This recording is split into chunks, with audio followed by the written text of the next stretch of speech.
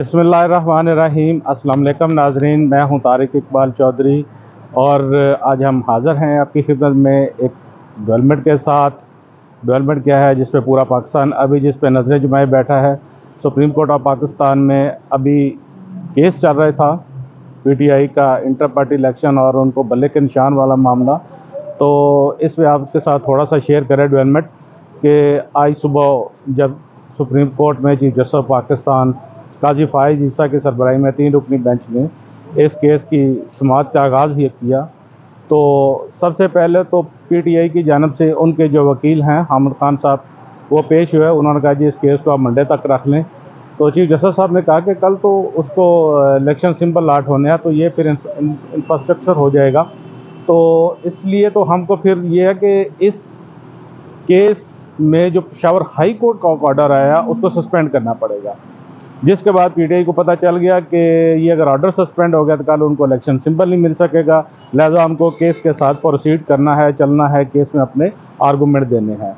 जिसके बाद हामिद खान साहब ने अपने आर्गूमेंट स्टार्ट किए और आर्गूमेंट में उनका बेसिकली यही कहना था कि पेशावर हाई कोर्ट में हमने केस दायर किया था, तो पेशावर हाई कोर्ट में हमारा जो इंटर पार्टी इलेक्शन वाला मामला उसको दुरुस्त करार दिया और इलेक्शन कमीशन ने जो इसमें अपना ऑर्डर दिया था उसको उन्होंने सेट असाइड कर दिया है।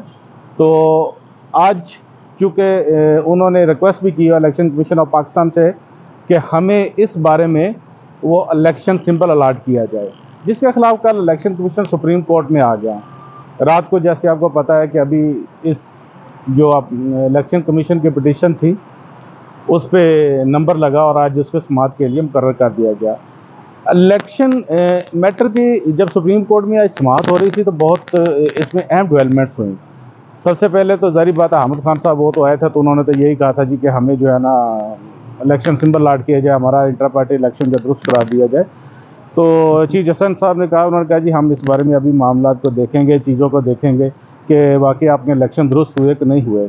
तो इलेक्शन कमीशन की जानब से जब उनके वकील मखदूम अली खान जो कि साबिक़ अटॉर्नी जनरल भी है, बहुत बड़े वकील हैं, और उन्होंने पेश होकर कहा जी कि पेशावर हाई कोर्ट ने जो अपनी कल जजमेंट दी है तो उसमें तो उन्होंने वो जो ऑर्डर है वो जो जो इलेक्शन कमीशन का एक इख्तियार है जिसमें वो किसी भी सियासी जमात के इंटर पार्टी इलेक्शन को देख सकते हैं, उसको तो उन्होंने ख़त्म करके रख दिया है।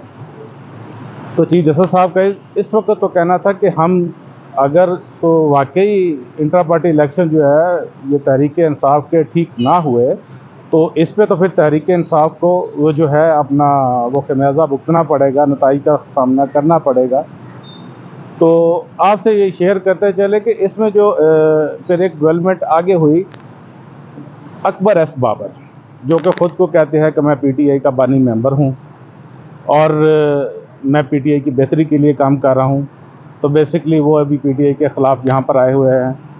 तो उनका कहना था जी कि पीटीआई ये अपने इलेक्शन करवाए हैं, जो इंटर पार्टी इलेक्शन करवाए हैं, उसमें हम जब गए इलेक्शन में कंटेस्ट करने के लिए तो हमें पहले तो नॉमिनेशन फॉर्म ही नहीं दिए गए, तो उसके बाद हमें इलेक्शन कंटेस्ट करने की इजाज़त ही नहीं दी गई। तो लिहाजा हमारा पॉइंट ऑफ व्यू जो है सुना जाए। इस वक्त चीफ जस्टिस ने एक वो बहुत अहम ऑब्जर्वेशन दी। उन्होंने कहा जी कि आप ये बताएं कि आप ये खुद से हमारे पास आए हैं या आपके पीछे कोई खड़ा है। तो उस पे उनके जो वकील थे उन्होंने कहा नहीं जी हम तो 2014 से अपना वो जो है एक जद्दोजहद कर रहे हैं कि पार्टी दुरुस्त हो, और पार्टी में फंडिंग जो थी उसके मामला दुरुस्त नहीं थे, फॉरेन फंडिंग वाला मामला था वो भी हमने टेकअप किया। तो नाजरीन एक चीज़ तो समझ में आती है कि ये अकबर एस बाबर क्यों सुप्रीम कोर्ट में आए। क्या कोई ऐसा मेंबर, कोई पार्टी का ऐसा वर्कर ये चाहेगा कि उसकी पार्टी इलेक्शन में ना आ जाए, जबकि एक दिन पहले अभी कल वो जो इलेक्शन सिंबल लाट होना है, क्या किसी की ख्वाहिश हो सकती है कि उनकी पार्टी जो है वो अभी इलेक्शन में ना आ जाए, जनरल इलेक्शन हो जाए और ये इंट्रा पार्टी इलेक्शन कराएं और मुझको मुंतखब कर दिया जाए। जारी बात है चीफ जस्टिस साहब ने बड़ा खूबसूरत कहा। उन्होंने कहा जी कि हमारे तो जेहन में जो बात होती है हम तो कह देते हैं। उन्होंने वाकई जो बात कही ये चीज़ें डाउटफुल तो हैं कि ये अकबर एस बाबर क्यों हर दफ़ा आ जाते हैं। वो एक अपनी जमात के ख़िलाफ़ कह रहे जी मैं बानी मेंबर हूँ, तो अभी कह रहे जी कि मैं अभी भी इसका मेंबर हूँ। तो मेंबर हैं तो आप इलेक्शन कंटेस्ट करेंगे, आप क्यों चाहेंगे कि आपकी जो पार्टी है वो जनरल इलेक्शन में ना जाए और दूसरी पार्टी से जीत कर अपना वो गवर्नमेंट बना ले कोई दूसरी पार्टी। खैर, अगर ये इंट्रा पार्टी इलेक्शन की बात करें तो दरमियान में जस्टिस मोहम्मद अली मज़हर उन्होंने ज़बरदस्त वो अपनी ऑब्जर्वेशन दी।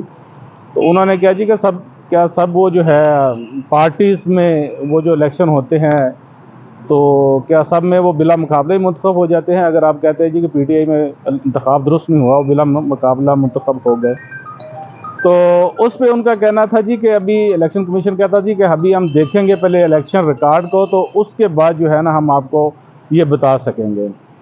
तो नाज़रीन, इसके वो आपसे शेयर करता चलूँ कि पाकिस्तान में जितनी भी सियासी जमातों के इंतखाबात होते हैं, बेशक वो मुस्लिम लीग नून हो, पीपल्स पार्टी हो या कोई भी और जमात हो, तो कमो बेश वो एक ही तर्ज पर होते हैं। उसमें कोई इतना ज़्यादा वो जमहूरियत जो है ना उसमें नज़र नहीं आती देखने को। तो हर दफ़ा उनका एक ही कायद होता है, एक ही लीडर होता है, एक ही सरबराह होता है, सदर कह ले वही मुंतखब होते हैं। हाँ, इसमें एक ज़रूर है कि अगर इंट्रा पार्टी इलेक्शन को देखना है तो फिर पाकिस्तान में मेरा ख्याल है जमात इस्लामी ही शायद वो वाहिद जमात रह जाए जिसमें इलेक्शन जो है दुरुस्त होते हैं और वहाँ पर उनका एक पूरा प्रोसेस है इंट्रा पार्टी इलेक्शन करवाने का। तो उसके साथ ये है कि अभी आज शाम तक इस केस की हेयरिंग चलती रही थी। वज़ीर साहब ने कहा जी कि कल सुबह इस केस को सुन लेते हैं। तो उन्होंने हामिद खान से पूछा बताएं सुबह क्या टाइम रखें, तो हामिद खान साहब ने कहा जी कि आप जो मर्ज़ी टाइम रख लो, हम हाज़िर हो जाएंगे। तो इस केस की एक तो ये है कि कल हेयरिंग कल तक उन्होंने मुलतवी कर दी है, कल हफ्ता है, वीकेंड भी है, लेकिन चूँकि एक अर्जेंसी की सूरत हाल थी इसलिए कल 10 बजे की हेयरिंग होगी और उसमें फिर डिसाइड किया जाएगा, अदालत करेगी कि वाकई पीटीआई को वो बल्ला मिलना चाहिए या नहीं मिलना चाहिए, उनका इंटर पार्टी इलेक्शन दुरुस्त हुए हैं या नहीं हुए। और उसमें देखा जाएगा कि अवाम का जो है एक फंडामेंटल राइट है वोट डालने का, किसी भी जमात को वोट डालने का, क्या उसको उन्होंने प्रोटेक्ट उस वक्त किया जाएगा या नहीं किया जाएगा। ये चीज़ें सारी जो हैं कल वो सामने आएंगी।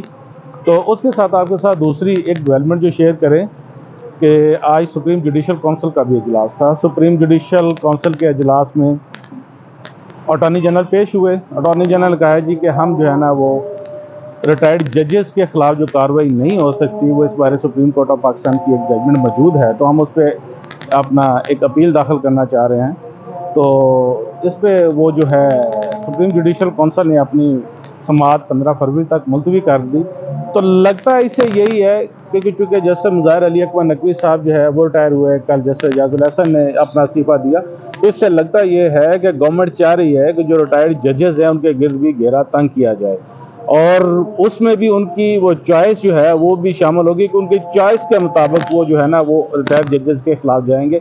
जैसा कि आपको पता है कि जस्टिस एजाजुल हसन वो तो उनका एक अपना वो ख़ास एक मकाम है क्योंकि जस्टिस एजाजुल हसन तो उन्होंने पनामा केस जब सुना था तो उस वक्त उसके वो इम्प्लीमेंटेशन जज भी थे, जिस पे आपको पता है कि नवाज शरीफ को फिर उस वक्त गवर्नमेंट से भी जाना पड़ा, उनको हटा दिया गया था।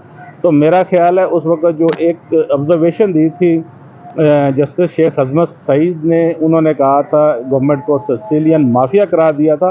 तो सिसिलियन माफिया जिस तरह से काम करता है वो शायद इस यहाँ पर अब फिर दोबारा देखने को मिल रहा है कि ये चीज़ें दोबारा फिर रिवाइव हो रही हैं। देखिए अब इस पर क्या होता है, इंटर पार्टी इस पर अब जो सुप्रीम जुडिशल काउंसिल कार्रवाई किस तरह से आगे बढ़ती है, गवर्नमेंट इस पर अपील दाखिल करती है, उस पर क्या जजमेंट आती है। तो तब तक के लिए हमें इजाज़त दें, अपना बहुत सारा ख्याल रखिएगा। फिर दोबारा होंगे आपकी खिदमत में एक नए वीलॉग के साथ, कुछ नई डेवलपमेंट के साथ। तब तक के लिए इजाज़त, अल्लाह हाफिज़।